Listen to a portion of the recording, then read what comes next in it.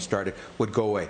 My parents looked at things like this and said, hey, help me make a living here in California. That's why they were able to, at the end of the day, send my three sisters and I to college, buy a house, make it so that they could retire here in California. We need to bring down those prices, but we have to do it the right way. That's why they were able to, at the end of the day, I tackle these prices because I've been through these prices before and had to have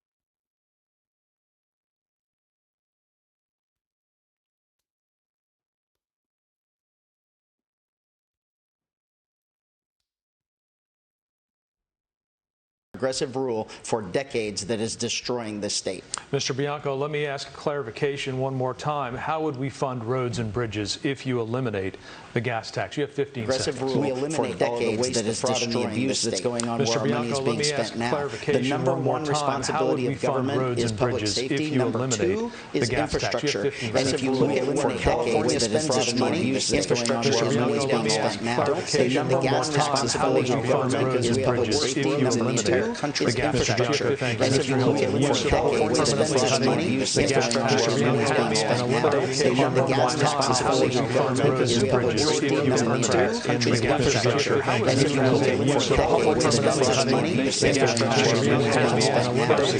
The number one responsibility of government is public safety. Number two country's infrastructure. And if you look at for California spends its money, the infrastructure where money is being spent now. The number one responsibility of government is number two country's infrastructure. And if you look at California spends its money, the infrastructure where money is being spent now. The number one responsibility of government is number two country's infrastructure. And if you look at California spends its money, the infrastructure where money is being spent now. The number one responsibility of government is number two country's infrastructure. And if you look at California spends its money, the infrastructure where money is being spent now. The number one responsibility of government is number two country's infrastructure. And if you look at California spends its money, the infrastructure where money is being spent now. The number one responsibility of government is number two country's infrastructure. And if you look at California spends its money, the infrastructure where money is being spent now. The number one responsibility of government is number two country's infrastructure. And if you look at California spends its money, the infrastructure where money is being spent now. The number one responsibility of government is number two country's infrastructure. And if you look at California spends its money, the infrastructure where money is being spent now. The number one responsibility of government is number two country's infrastructure. And if you look at California spends its money, the infrastructure where money is being spent now. The number one responsibility of government is number two country's infrastructure. And if you look at California spends its money, the infrastructure where money is being spent now. The number one responsibility of government is number two country's infrastructure. And if you look at California spends its money, the infrastructure where money is being spent now.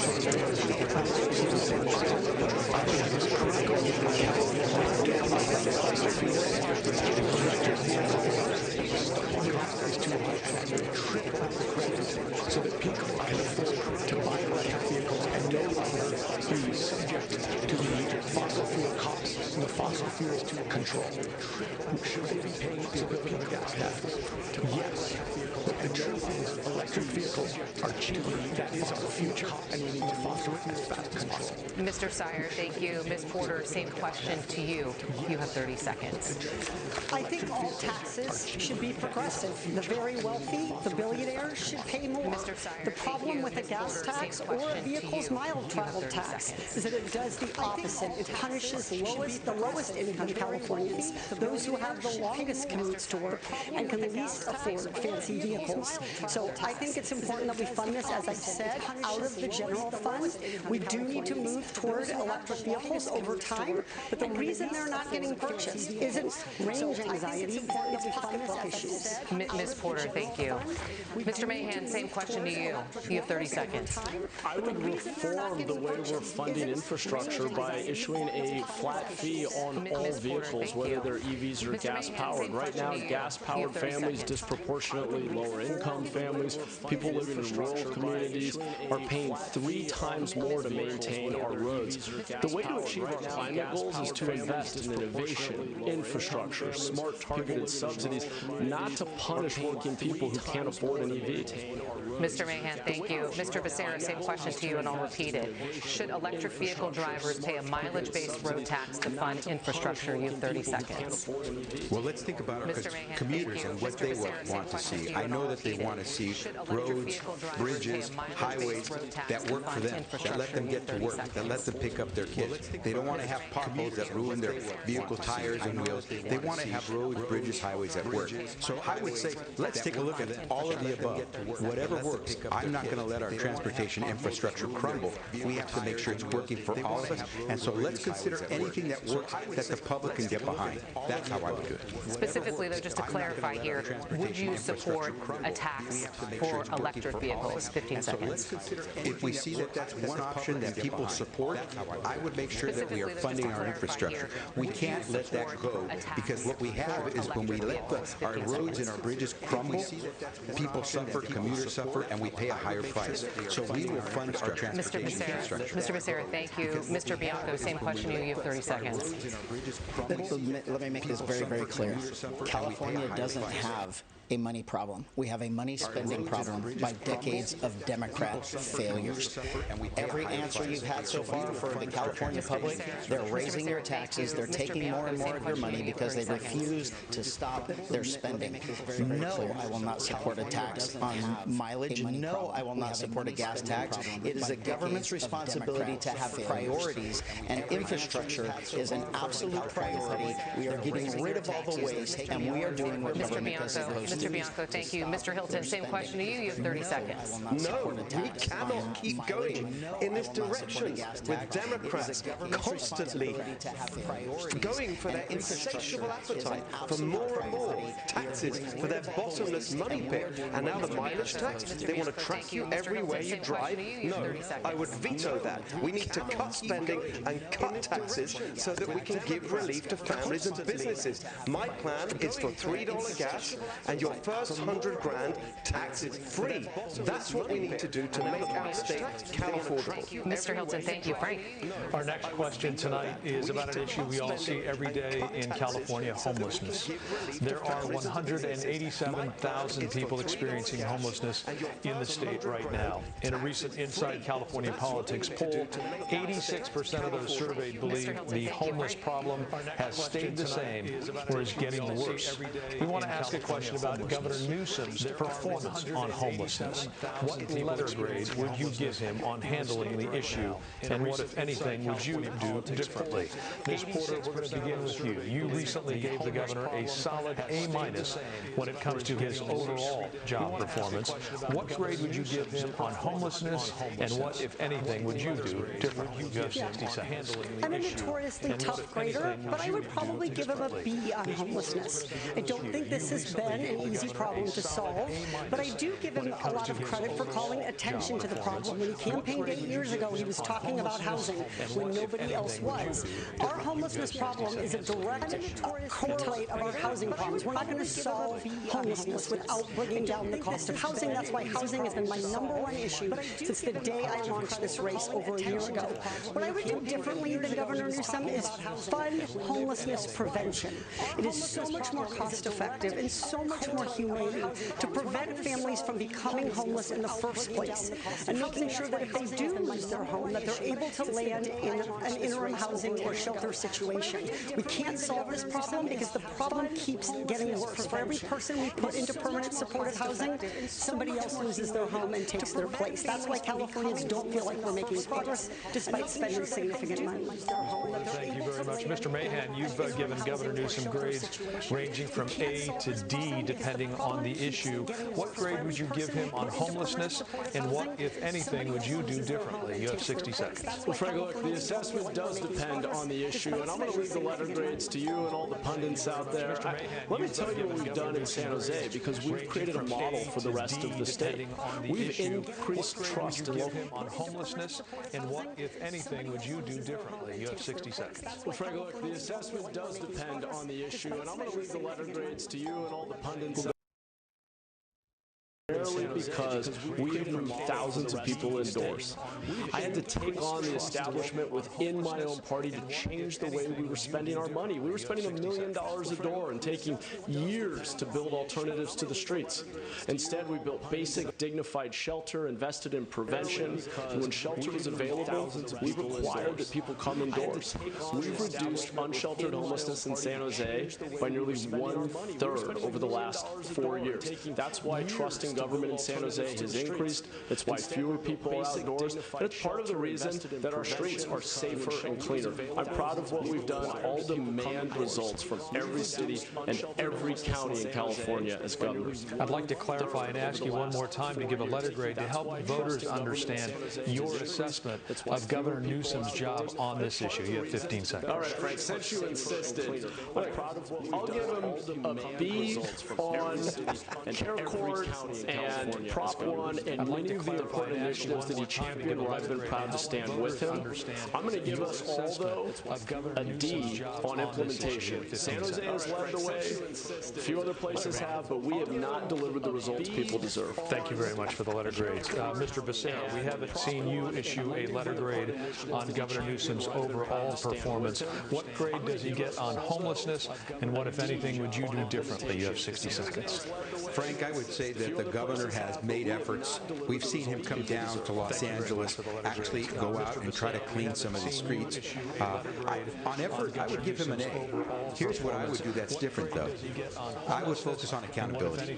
I would make sure if we're sending billions of dollars down to the local communities, to our cities and our counties, that we would demand accountability for the dollar that we're going to give them.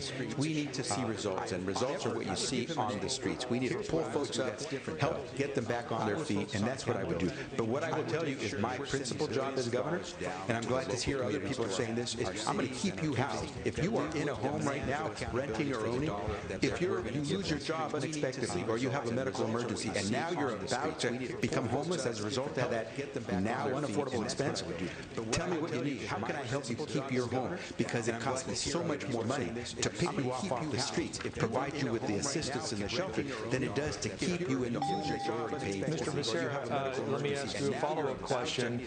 You're saying that anyone who needs housing assistance, you will help them? That means the government will help them? How much is that going to cost, and where does that money come from? You have 30 seconds. Yeah, Frank, we spend billions, tens of billions of dollars right now to try to pull people off the streets. Do you think it's working? It would cost us a fraction of that amount to help someone who temporarily lost their job stay in the home. If they, for 2 or 3 months, fall behind on the rent, they don't get kicked out because we'll try to support them. A zero-interest loan. You can keep them in their home. I save a lot more money by keeping them in the house than watching them hit the streets and then try to find them and pick them up.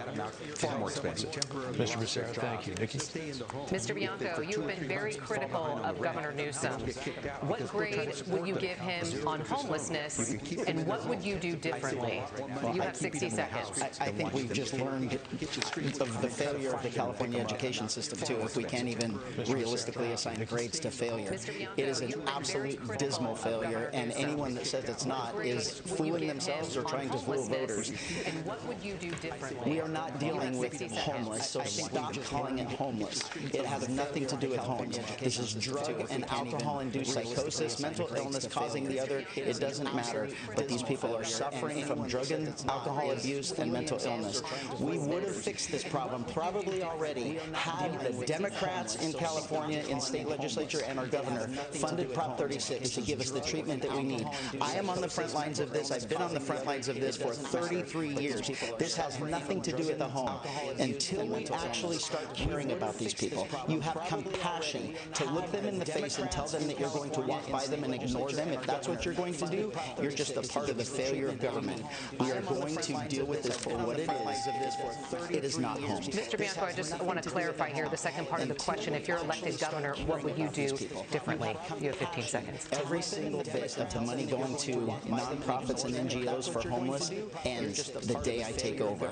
And a small portion of that will go to the funding of the drug and alcohol treatment centers that they need, the mental health treatment centers that they need, and then more importantly, the combination of drug and alcohol and mental illness. Mr. Hilton, you've given the governor an F on his overall performance. When it comes to homelessness, has he done anything right? You have 60 seconds. Well, by the way, I'd love to be in your class, Katie, if you get a B for what Gavin Newsom's done on homelessness. My goodness, of course it's an F. It shames our state, the situation with homelessness. We have about 10% of the US population, around 50% of the country's homeless population.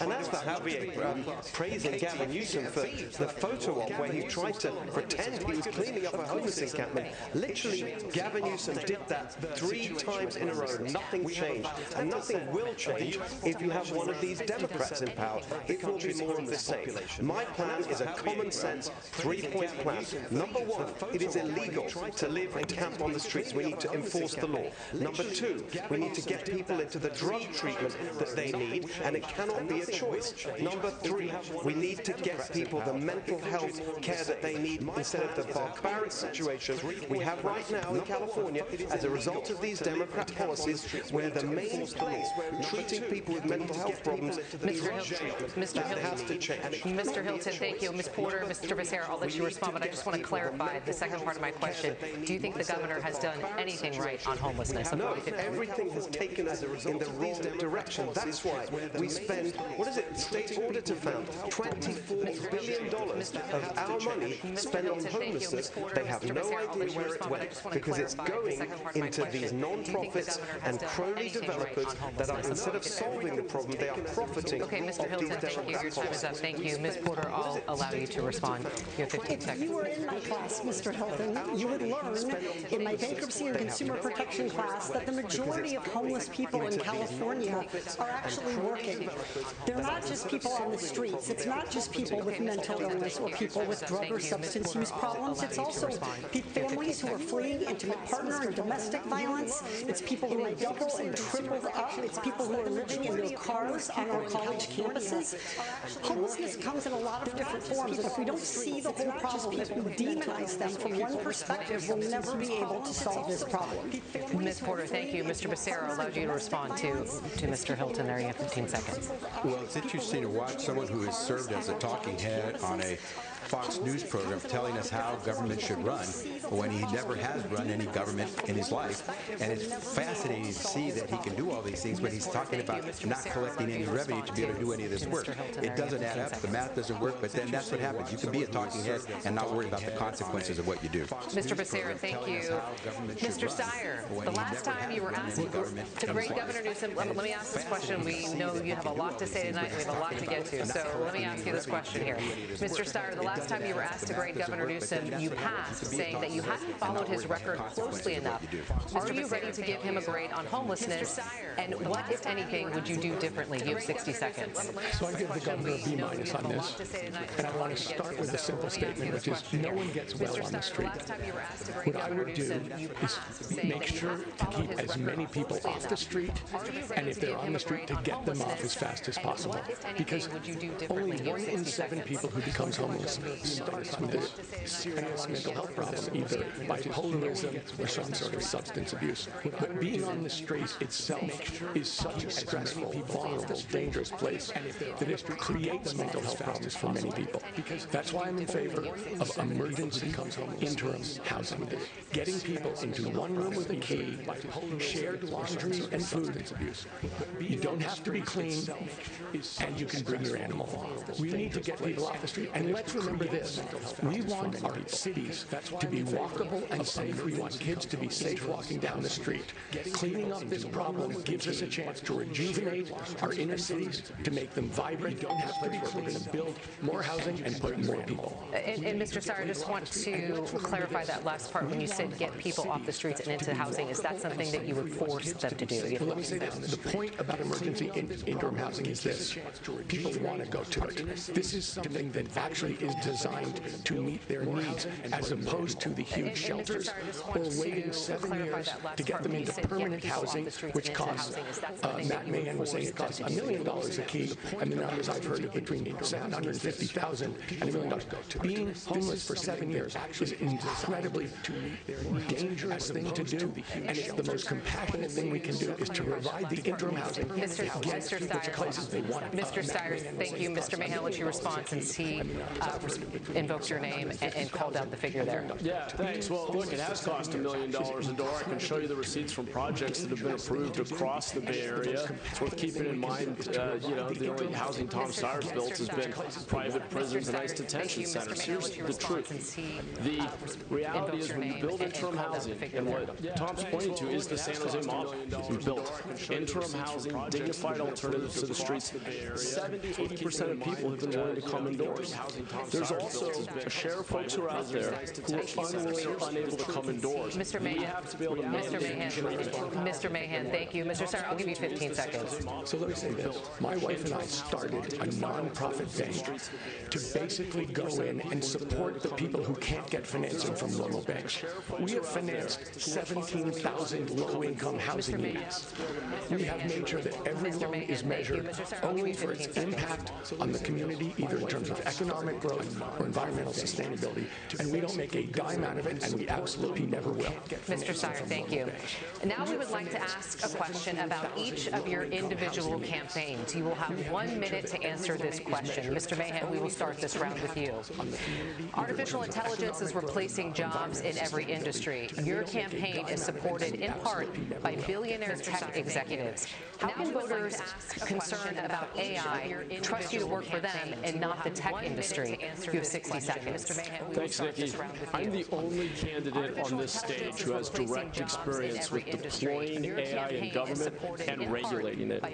We created the playbook in San Jose that hundreds of other cities and counties use to put restrictions on how technology is used. Being the mayor of the largest city in Silicon Valley, I am at the forefront of these technological changes. I know that these tools can be harnessed to do great good, to make government more efficient and more responsive. We've sped up buses and improved language access, but I also understand the risks to privacy, misinformation and manipulation, job loss, which is why we've put strict regulations on our use of technology that other cities are following.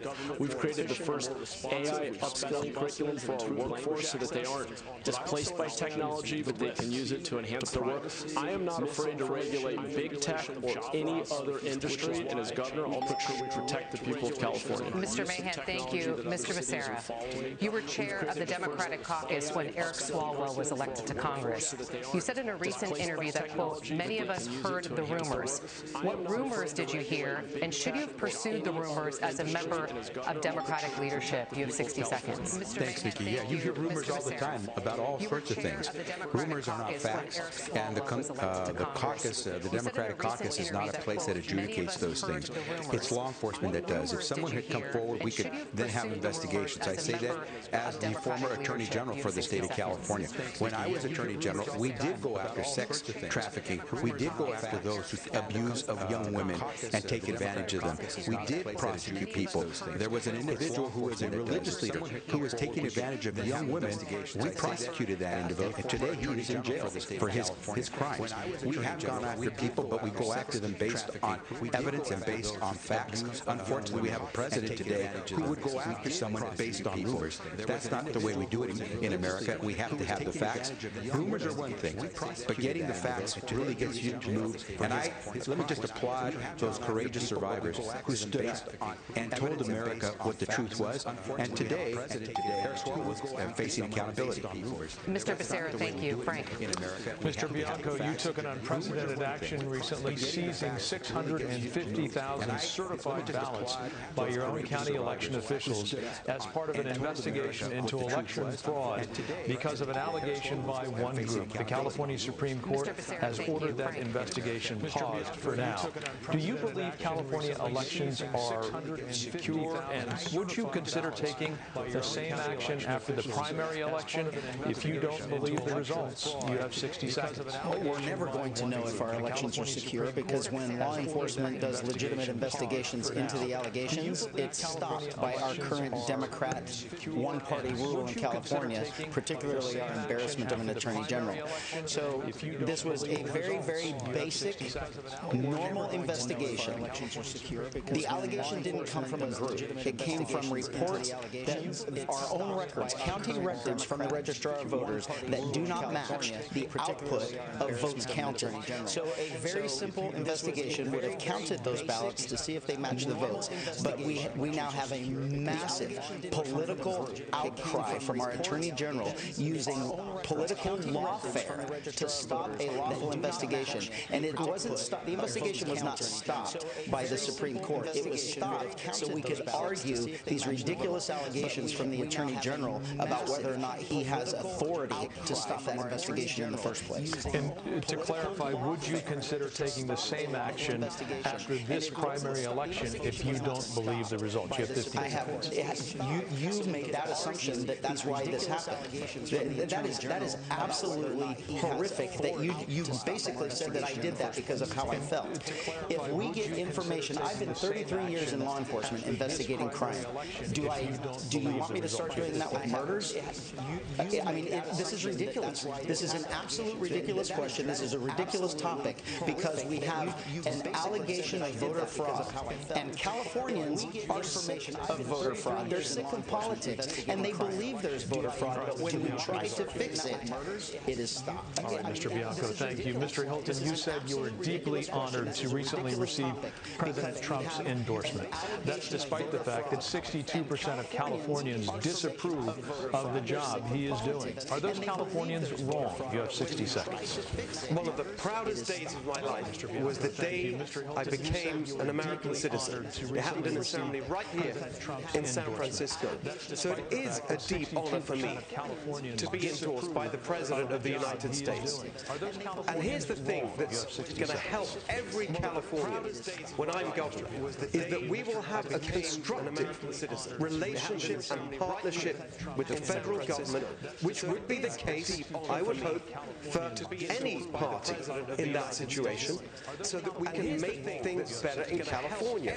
Work with the President and his administration to manage our forests better, to harvest the timber so we can build the single-family homes we need for young families, to work to increase California energy production as he wants to do, so we can lower gas prices, to fight the fraud in our government so we can cut spending and cut taxes, to work to enforce our immigration laws in all these areas and more. It will benefit every Californian to have a governor who is a partner on these issues with the President and his team. Nikki? Mr. Steyer, you are the only billionaire in this race. According to reports, you and your wife paid $5.4 million in federal taxes in 2024. You have said repeatedly, quote, tax me more. How much more should you be paying? And there's nothing preventing you from paying more. Have you? You have 60 seconds. So let me say this. I'm the only billionaire on the ballot, Nikki, but I'm not the only billionaire in this race. The billionaires and corporations are spending big in this race to oppose me and to support the other people on this stage. In 2024, corporations spent $540 million to lobby in Sacramento. They are literally spending tens of millions of dollars against me. I'm the billionaire who wants to tax other billionaires. I'm the billionaire who's taking on the electric monopolies and trying to break up their power. I'm the billionaire who wants to tax the oil companies and make polluters pay. So when you say I'm the only billionaire in the race, yes, but I'm the person who is the change agent in this state. I'm the person who's taking on the funded corporate interests who are driving up costs for Californians in every place. No one wants to take them on. I'm doing it. They're spending tens of millions. And let me say this. On Earth Day, the oil companies dropped $5 million today against me to fight me on Earth Day. Thank you very much. Mr. Steyer, thank you. And I just want to clarify for people watching this right now, two parts of the question. You said tax me more. How much more? And there's nothing preventing you from paying more taxes, have you? My wife and I have said that we will give the bulk of our money away while we're alive and in the process of doing that. But me paying more taxes is not the answer. I've said I believe people should that again. How much more? No, there's nothing preventing you. Mr. Hilton, Mr. Hilton. My wife and I, one person putting more money into the system. Mr. Hilton, if you guys are both talking, people at home won't be able to hear you. So if one person puts more money into the government, that doesn't solve it. We need structural change. And in every one of the places where Californians are being ripped off, where it's impossible for them to make rent at the end of the month, Mr. Steyer, taking on the special interests, and they're fighting back. Mr. Steyer, thank you. They're scared of me. Mr. Steyer, thank you. Frank. Ms. Porter, you've acknowledged that your interactions with an aide and with a reporter captured on videos which went viral were, in your words, a bad look, and that you could have done better. What have you done to address those concerns? And as a person who frequently speaks about being a parent on the campaign trail, what would you tell your own kids if they ever faced a boss like that? You have 60 seconds. I apologized that day to that staffer 4 years ago, and I took responsibility then, and I've taken responsibility since, acknowledging that it was not the right way to treat someone, and that is a big contrast to what we have seen other candidates do when they have been called out for misconduct. I'm proud that that staffer in that video and I continued to work together for 4 years following that incident, and it speaks to how I addressed it. I worked hard with my team to deliver for Californians things like free COVID testing in the first weeks of the pandemic, things like cracking down on pharmaceutical price gouging, calling out a bank CEO for the fact that their employees couldn't pay for housing. All of my accomplishments have come from my team, and I would say that if somebody is treating you rudely, you should speak up, and that's what I would want my children to do, and that's what I did when I was being pushed again and again and again to kowtow, to give in and defend Donald Trump when he was engaged in despicable actions. I wasn't going to do that for that reporter, and I will not do it as governor. Ms. Porter, thank you very much. And with that, we're going to take a short break. When we come back, we're going to ask the candidates about an exclusive report that sheds new light on a battle between California and the Trump administration. You are watching Debate Night in California. Ms. Porter, thank you very much. And with that, we're going to take a short break. When we come back,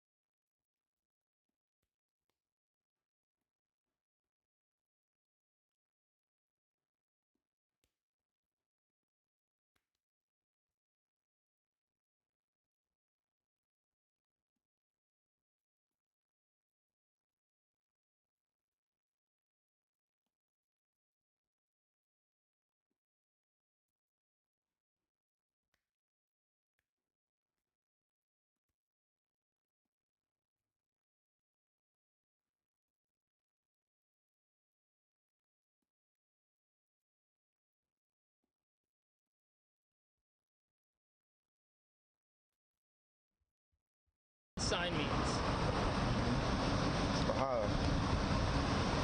So what does this mean? What is it telling you?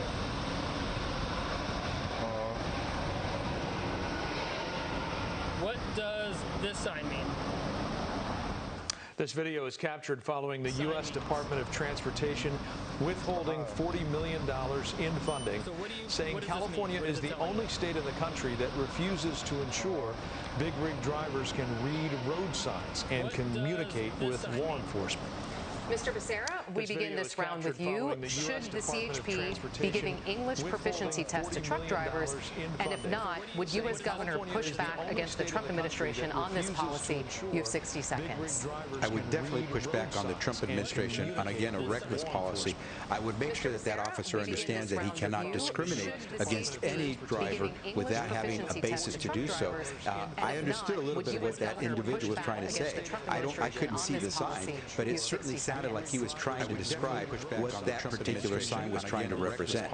And so we have to be very careful that we're not profiling consumers in California, drivers in California. It is against the law. And our police officers, while they try to do the best job of keeping safety, have to understand they have to abide by the rules and treat everyone, every motorist the same way. And so if that officer had some basis to be qualified, let's take a look at that. But let's not find that people are being discriminated against because of what they look like. Is that officer asking everyone he pulls over to explain those road signs, or is he asking only people who look like me? And if he's doing that, then he's violating the law. And I just want to clarify, do you think CHP should be giving English proficiency tests? As far as I know, the Academy does not train CHP officers to be giving English proficiency exams. So that officer has some explaining to do. Mr. Becerra, thank you. Mr. Bianco, you are the only law enforcement officer on the stage tonight. Should this type of roadside testing become standard practice across California? And what should happen to drivers if they do fail? You have 60 seconds. Well, we have to, first off, acknowledge that we actually do have rules, and we actually do have laws. And if they are not abiding by those laws, and California is giving them driver's licenses when they do not qualify for those driver's licenses, and we're sending them out onto the streets, we also have seen several horrific accidents that were attributed to people that did not understand English or that could not comprehend the road signs or the street signs that they were supposed to be abiding by. So we don't know the context of this. This is what's super important, especially in law enforcement. You have to know the entire context of this entire stop and this entire video, not just the small section.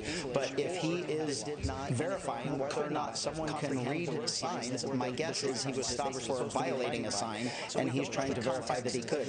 And let's stop with this whole racism thing and racial profiling and all of this garbage. We have to get over this. You either violated the law or you didn't. End of story. Consequences for bad behavior. Mr. Bianco, thank you. Mr. Hilton, would you require full compliance with the federal language standards for truck drivers? You have 60 seconds. So I've discussed this with someone called Marcus Coleman from Bakersfield. His beautiful daughter, Delilah, was put into a coma by someone driving a truck. An illegal immigrant, didn't speak English, and his daughter now disabled for life. That's what we're dealing with here. It is completely ridiculous that we have people driving on our roads who can't understand road signs and can't speak English. So, yes, of course, and I've discussed this with my friend Sean Duffy, the Transportation Secretary, we will not be issuing commercial driver licenses when I'm governor to people who are illegally here and who don't speak English. That is obvious common sense. Mr. Hilton, thank you. Frank. Mr. Steyer, where do you draw the line on this? Should language proficiency for truckers be strictly enforced, even if it means that some of them will probably lose their jobs? You have 60 seconds. I agree with what was said, which is we don't know the context of this stuff. But what I can say is this: racial profiling is illegal. And in fact, picking on people based on the color of their skin in the state of California is illegal. I have a program for ICE that involves prosecuting them for racial profiling, prosecuting them for violence against Californians and the supervisors, studying, investigating their detention centers, having legal defense funds for people who've been kidnapped and put in those detention centers, and a Know Your Rights PR campaign.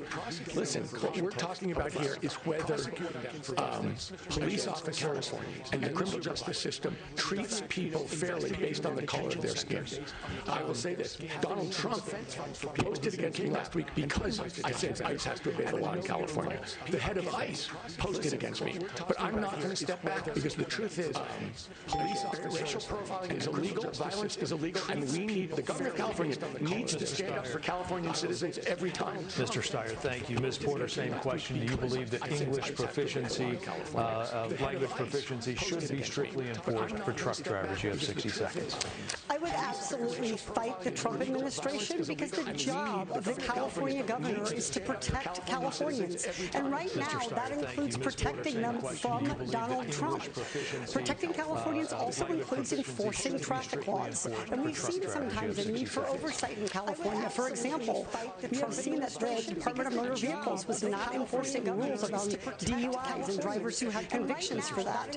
I am stunned that Mr. Bianco would say to black and brown Californians and immigrants who are being terrorized and racially profiled that you have to get over racism. It's not something that you get over, it's something that you fight. And if he doesn't understand the importance of that, he has no business representing a state with the diversity of California. Ms. Porter, thank you very much. Mr. Bianco, I'll give you 15 seconds to respond. Yeah, again, that's not even close to what I said. What I said is we're Californians, and I'm speaking for them, especially from law enforcement. When I deal with persons of color every single day, Californians are absolutely sick and tired of our politicians making race the basis of everything. It is not. And this racial divide that they are pushing between law enforcement and the public, or Democrat and Republican, absolutely has to stop. And I'm telling you, we are sick of it. Mr. Bianco, thank you. Mr. Mahan, as a mayor of a city in which 42% of the residents are foreign-born, do you believe that English proficiency tests for truckers are necessary? You have 60 seconds. No, Frank, the right answer here is clearly to hold the DMV accountable for ensuring that every driver on our roadway meets the qualifications for the license that they have. That's the appropriate entity to do this. And as the mayor of not only one of the most diverse big cities in the country, but the safest big city in the country, let me tell you what creates real public safety. It's rooted in trust. When people trust the law enforcement officers who serve the community, it means that residents are more likely to report crime, to serve as witnesses, to provide evidence.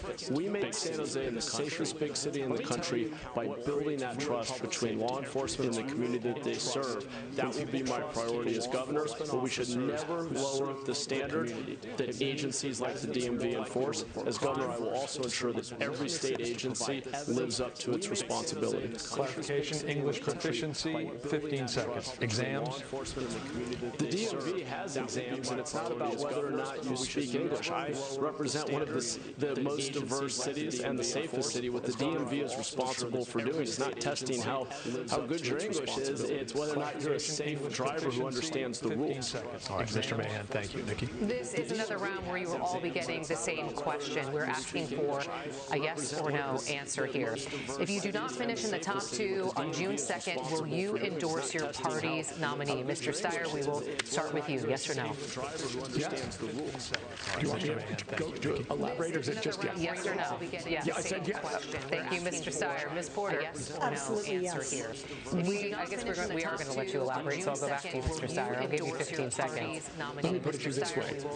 If there's a Republican in the race, that Republican will be supported by and also supporting Donald Trump. Donald Trump is raising our gas prices. Donald Trump is kicking 1 to 3 million people off Medi-Cal. Donald Trump is He is trying to punish California every way he can, and the people who are supporting him are also supporting ICE, that is a legal organization that is terrorizing and victimizing California. How can I support that? Every day. Thank you. Ms. Porter, I know that you said yes. Your response. Yes, absolutely, and I have a track record of supporting other Democrats. Mr. Steyer likes to talk about his giving pledge, but what he's done with his own money is more give me an opportunity to be the governor. I think it's really important that we support other Democrats. I've campaigned for other people in purple seats. I've raised money for other people. I was a successful fundraiser and a successful campaigner, and I've used that to beat Donald Trump everywhere we can, and I would do the same thing in this race. Ms. Porter, thank you. Mr. Mahan, we'll come to you. If you don't finish in the top two on June 2nd, will you endorse your party's nominee? You have 15 seconds. Well, we don't have party primaries, but assuming there's a Democrat and a Republican, I'll endorse the Democrat, but I will make very clear to them and everyone else that the best resistance to Donald Trump is delivering results in people's lives, just as I've done as the mayor of the third largest city in the state, where we're building thousands of homes, reduced crime, and reduced homelessness. Mr. Mahan, thank you. Mr. Becerra, same question to you. What we need is the best person who can fight those who are attacking California, like Donald Trump. Someone who's actually taken on Donald Trump, not just fought, but won. Not someone who just wants to fight to do more for housing, but has and can improve the lives of so many people, has fought for better health care. I will support that Democrat in the runoff. Mr. Becerra, thank you. Mr. Becerra, thank you. Frank. I'll ask the Republicans now. We've heard from the Democrats. Mr. Bianco, if you do not finish in the top two on June 2nd, will you endorse your party's nominee? 15 seconds. The only person and people who are hurting California are Democrats. It is not Donald Trump. They keep saying Donald Trump because Democrat policies are a dismal failure in California. They have nothing to point to. I'm not going to support my opponent because it's going to be he and I going to November. If so, okay. Thank you very much. Mr. Hilton, if you do not finish in the top two on June 2nd, will you endorse your party's nominee? Yes, I will, because we've had 16 years of one-party rule by these Democrats. It's given us the highest poverty rate, the highest unemployment rate, the highest cost of living in America. It is obviously, desperately time for change in California. It's time for some balance in our system. We have to elect a Republican as governor this year. Thank you very much. Now we are going to go to our closing statements, but that does not mean the debate is over. We will continue to be live on our last half hour of our digital channels and on YouTube. To get there quickly, just scan the QR code on your left side of your screen. Mr. Mahan, we will begin with you. Closing statements. You have 30 seconds. Thank you very much. Thanks, Nikki. I'm running for governor because Californians deserve better. We deserve a government that is accountable for delivering results in people's lives. As mayor of the third largest city in the state, I've delivered the biggest decreases in crime and homelessness. We have thousands of homes under construction. I know what it looks like to take on the establishment within my own party to make government deliver results for working people. We don't need MAGA, but we also don't need more of the same. That's why I'm offering something different. Mr. Mahan, thank you. Ms. Porter, you have 30 seconds. California, this election is about who you can trust to fight for you. One candidate is a billionaire who got rich off polluters and ICE prisons and is now using that money to fund his election. Another candidate for nearly 40 years cashed corporate checks and then lacked the courage to take them on. I'm not like them. I have never taken corporate money. That's why I have always stood firm against Donald Trump and special interests. I'm like you, a mom fighting for a better future for California. Ms. Porter, thank you. Mr. Becerra, you have 30 seconds. California is going through a crisis, and we need someone who knows how to govern in crisis, not someone who's going to need training wheels the moment they walk into the governor's office. This is a time to have someone who's actually fought those crises, whether it's the man-made crisis coming from Washington, D.C., or whether it's the cost of living crisis that we face here at home. We need someone who's actually fought and won. Beat back Donald Trump to save the Affordable Care Act all the way to the Supreme Court. Beat back Donald Trump in preserving the DACA program for greeners. Been able to do that and win for the people. Mr. Becerra, thank you. Mr. Bianco, you have 30 seconds. Yeah, we have all heard their platform now. It's more taxes and a complete lack of responsibility. responsibility. I have 33 years of dealing with the consequences of their poor decisions and of their poor policies in the Democrat agenda for the last 33 years. I am running for Californians because Californians do deserve better. They deserve someone with honesty, transparency, integrity, and most importantly, proven leadership. If you want the status quo, keep the status quo. If you want a better California, I'm asking for your vote. Mr. Bianco, thank you. Mr. Steyer, you have 30 seconds. The people raising the costs for California don't want me to be governor. I'm the change agent here, and they don't want change. And in politics, it's pretty easy to figure out who you are by seeing who opposes you and who supports you. Let me tell you who opposes me. The oil companies, PG&E, the realtors, the drug companies, Donald Trump, and the head of ICE. Let me tell you who supports me. Progressives, environmentalists, organized labor, including teachers and nurses. None of these people are fighting anybody else besides no one else on this stage is having these corporate special interests oppose them. They want to stop me. Mr. Steyer, thank you. Mr. Steyer, thank you. Mr. Hilton, closing statements, you have 30 seconds. We obviously need change in California. The system is not working. I'm the only one here who has never run for office before. I'm not part of this system. These Democrats can't get it done. Matt Mahan talks about his record in San Jose. Actually, homelessness and crime are going up. Javier Becerra talks about his time in government. He thought it was a good idea to put masks on 2-year-olds. We need real change in California. We need to think different. We need to vote different. My plan to make our state Cal-affordable is real and serious, and we can get it done if we just vote differently this year. Mr. Hilton, thank you. All right, with that wraps up the first hour of our debate tonight. We want to thank all of the candidates, first of all, for being here. We hope you will join us for another half hour of the debate, including your viewer questions. We're streaming live on your local Next Door Stations Plus channel. You can also watch it by scanning the QR code on your screen. We will see you right back here on your digital channel in 2.5 minutes.